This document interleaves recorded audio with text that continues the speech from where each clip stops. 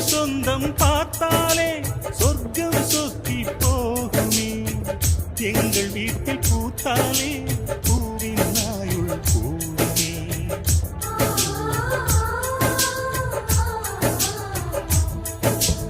இரண்டு கண்கள் என்றாலும் பார்வை என்றும் ஒன்றுதான்.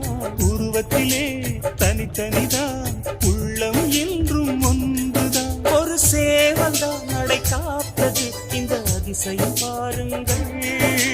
கண்ணனை வாழ்த்துங்கள்.